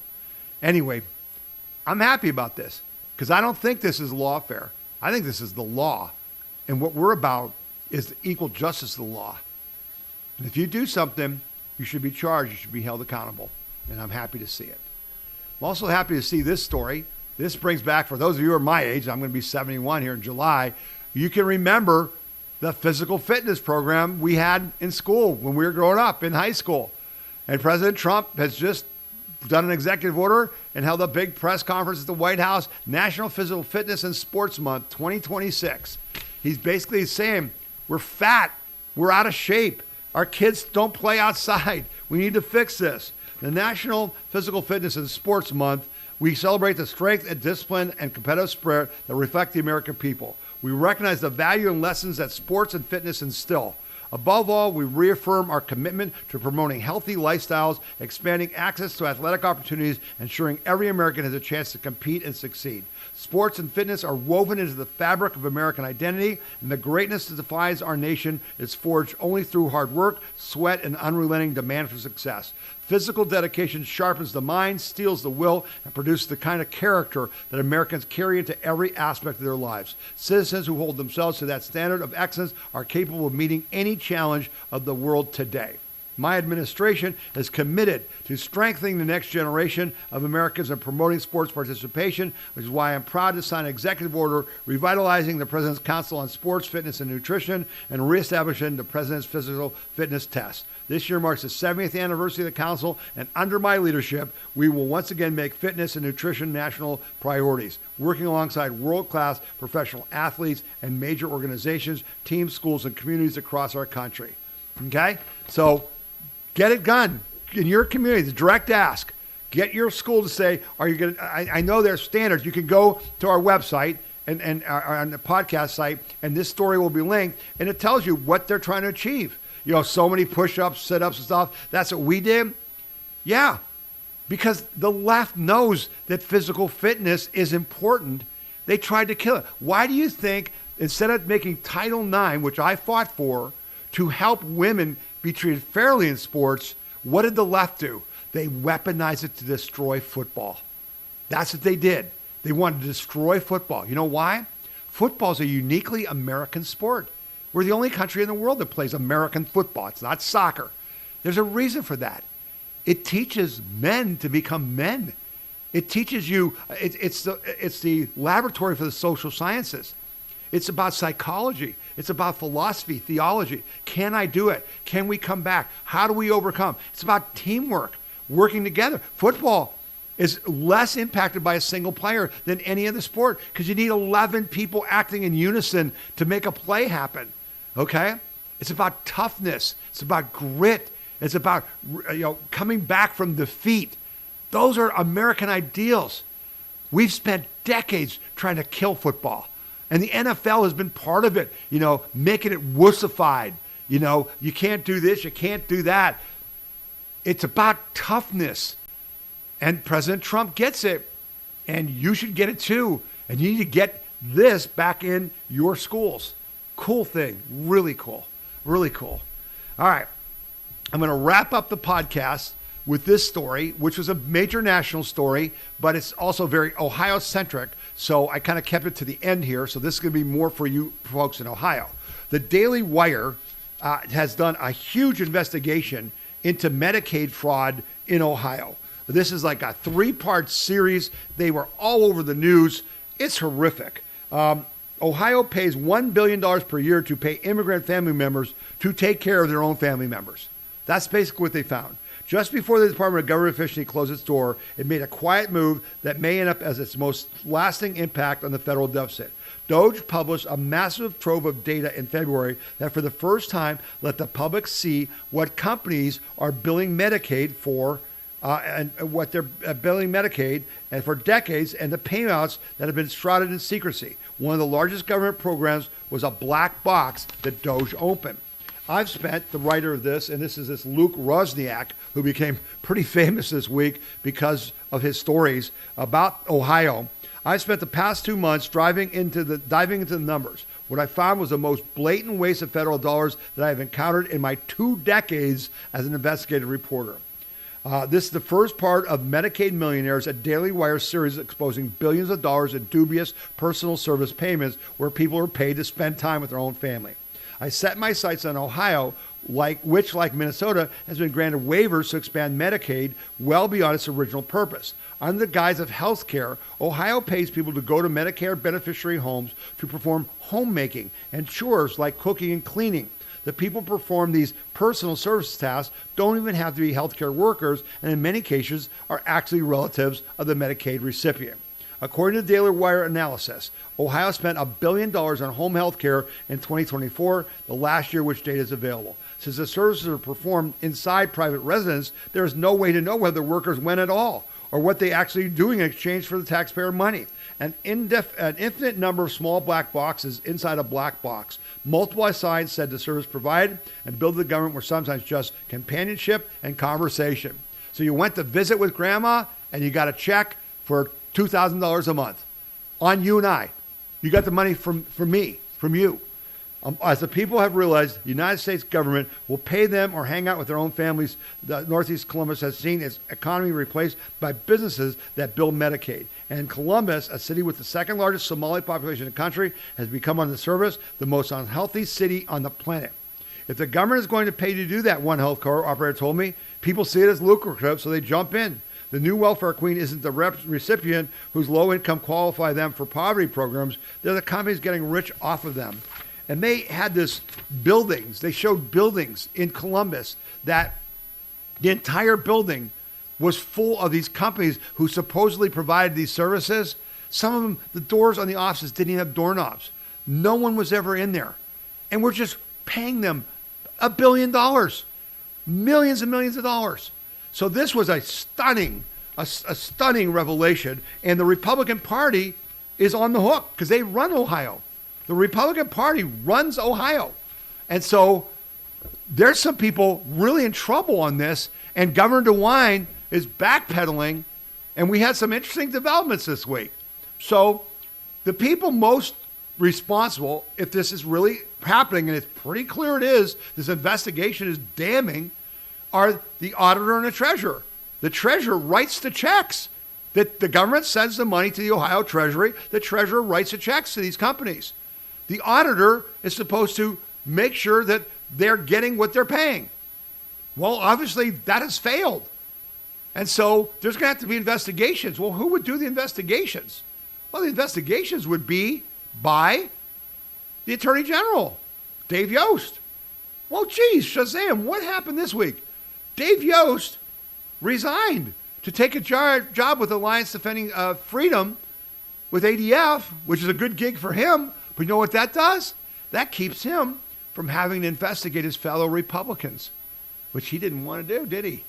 So guess what? Mike DeWine gets to appoint the person to fill out the rest of his 7-month term until next January. Who's Mike DeWine going to appoint? You think he's going to appoint a tough prosecutor, a person that has experience ferreting out corruption and crime in government?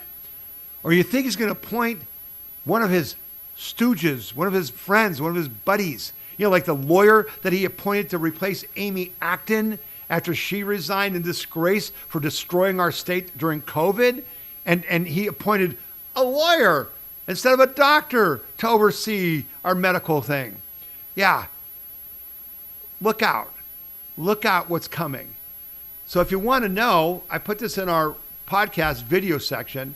My good friend Bob France interviewed me on his podcast, Strictly Speaking, on Friday morning, just yesterday morning. And I recorded, a lot about the Ohio election, about this fraud, about politics in general, and how we're losing our agency. I talked a lot about Vivek Ramaswamy and how I'm afraid that he's not going to be the governor we thought he was going to be, and we've got to get him to wake up. So those of you around the country may want to watch it as well. It's only, I think it's 45 minutes or something. But the people in Ohio, you're definitely going to want to watch it because I say some things you ain't going to hear anywhere else. All right? So the fraud isn't just in the blue states, kids. It's in the red states too, and it's in all of government. And I explained that in this story with Bob France, that everyone that's in Congress, in your state House and Senate, in your federal House and Senate, are complicit. They've been giving our money away for political benefit for your and my entire lifetime. And now we've got to end it. And I've said to you, and I think you're going to see, if you watch this podcast, if you go see that story, from the Daily Wire that's on our podcast page and read that and look at his evidence, you will understand why I say fraud is going to be a major driver in the fall elections. People are going to come out and vote for the people who stop the fraud. And the Republican Party in Ohio, if you want to win in the fall, Keith Faber and Robert Sprague, the treasurer and auditor, their campaign needs to be cracking down on fraud if they want to win their next jobs of Secretary of State and Attorney General in the fall. So we'll see what happens. All right, we're going to wrap up our podcast for today. We remind you always, tell people about the podcast, share it with friends. Write to me at info@wethepeopleconvention.org if you have any stories. Okay, if I'm wrong about something or you disagree, use our podcast chapters player, which comes out on Sunday, to share videos, to go right to a video that someone doesn't know about and send that to them via text or email. Okay, tell people about this podcast. Share it, and share everything that comes out during the week. Get our texts and emails, and make sure everyone sees them. Okay, because that's how we protect and defend our individual freedom, liberty, and prosperity, by informing ourselves about the truth. All right, going to wrap up the podcast for this week. I thank you for taking your time to listen and to participate and to join the fight. And we hope that you have a great week. I hope the rain finally stops. Man, it's been raining here every day for about 2 weeks. Hopefully the rain's going to stop, and summer's going to come pretty soon. It's already May 9th. So best of luck to you this week. Have a great week. Be a happy warrior. And may God bless you, and may God continue to bless the United States of America. You've been watching the We the People Convention weekly news and opinion podcast, and my name is Tom Zawistowski. See you next week.